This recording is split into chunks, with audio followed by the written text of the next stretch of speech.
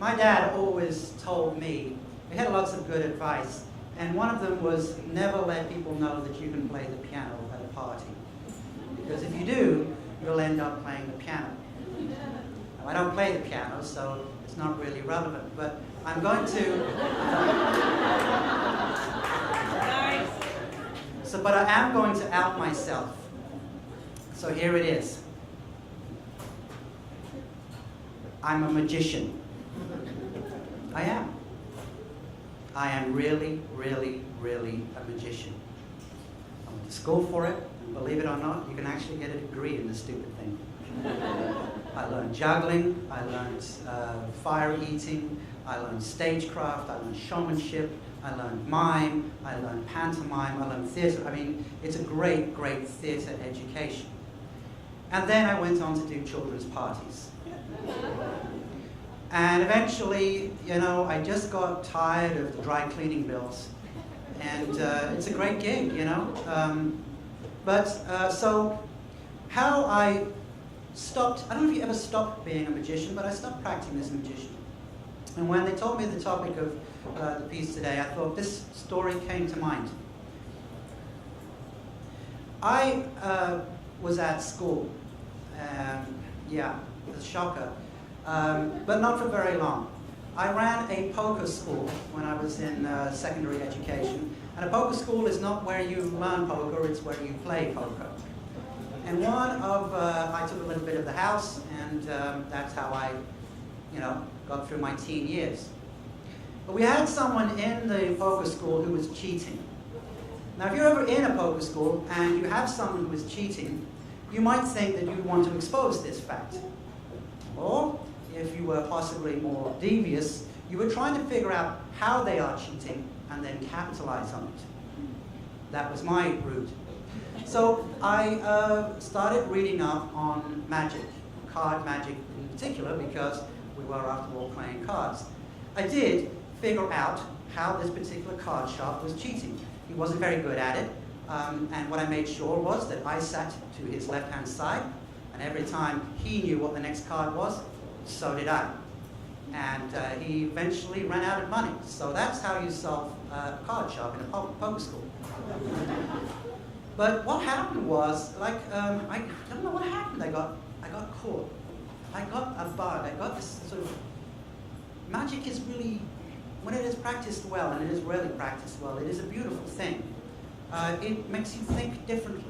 A magic trick only works if you have a preconception, right? You can't do magic for small, small, small children, because you go, here is an empty box, and now there is a rabbit in it. The kid goes, fuck, you're a magician. Of course there's a rabbit in it, right? How come it's not a dragon? So actually, you really need to have, you need to have stopped believing in something to be actually open to. It's really quite awful when you think about it. Like a 7-year-old who has just discovered there is no Santa Claus is a perfect candidate. So but when it's done well, it's kind of a mind trip, you know? So when I first started doing magic, I was very, very bad at it. And by the way, there are no props today. Apparently, that's one of the rules. So unfortunately, I can't do any magic today, and you can't see how really, really good I am, and despite not having practiced for many, many years.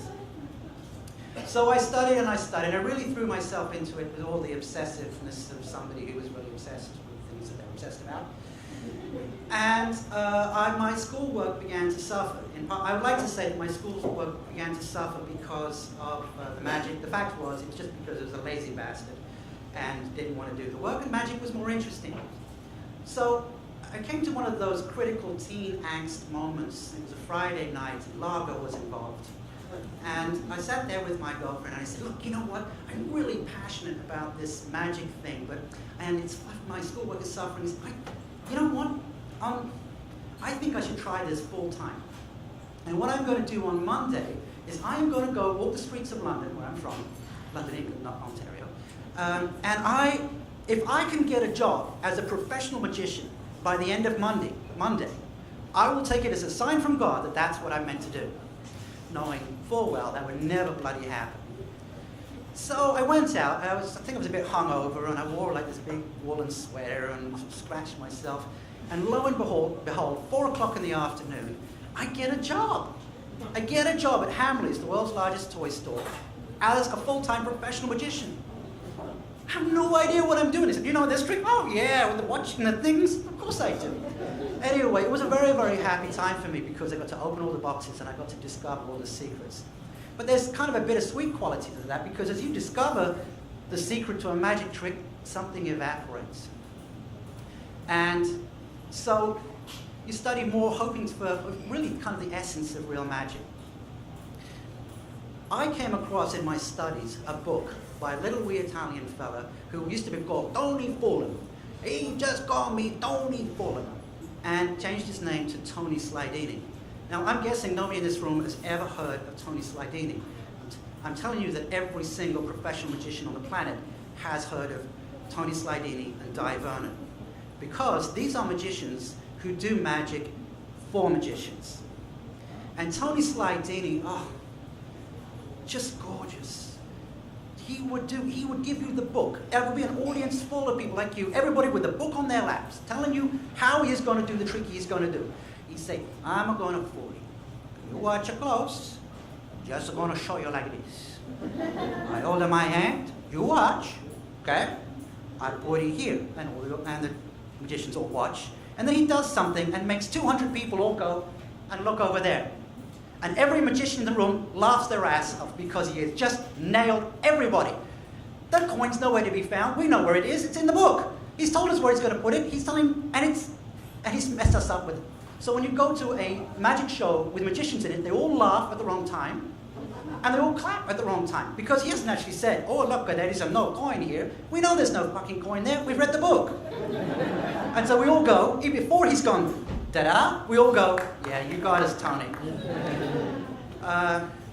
He's beautiful.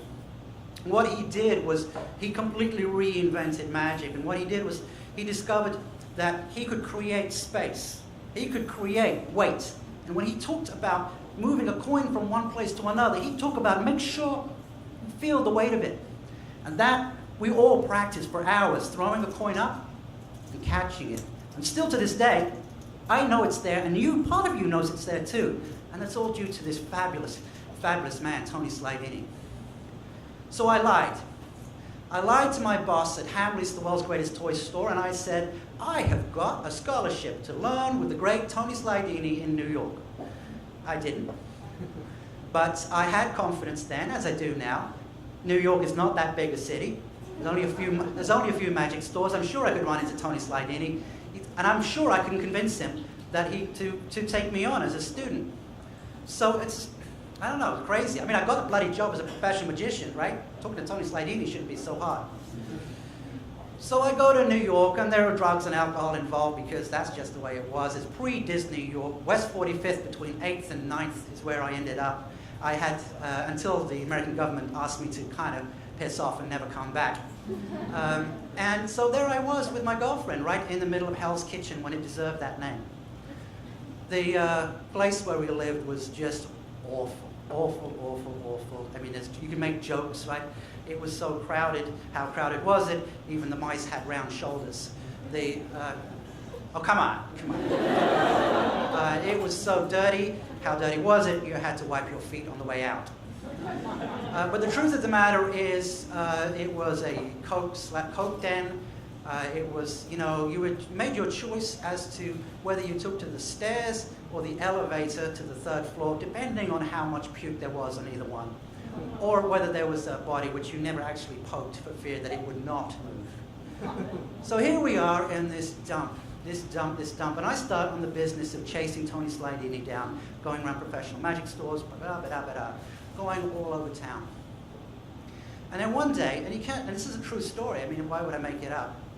I got other stories that I made up, much better than this one.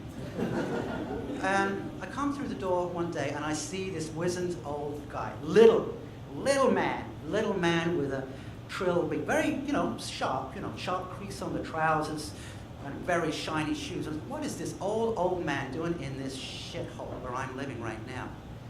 And there was a security guard / coke dealer on the front door, who said, I said, excuse me, is that Anthony Slydini? And he says, who? That over there? Oh, Tony. Yeah, Tony. I don't know what the fuck he does. He just comes in. Yo, Tony. And I'm like, nuh-uh.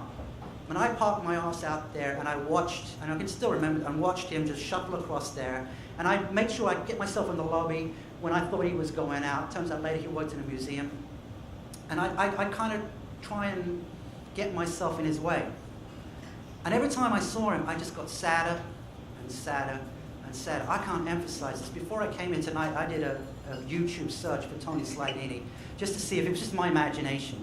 There's a clip of him on the Dick Cavett show, and it's just, it is poetry. It is poetry to watch. This beautiful man, so graceful, creating magic with his hands. Doesn't matter what the hell he's got in his hands, you just want to watch what he's doing. And he was absolutely my hero.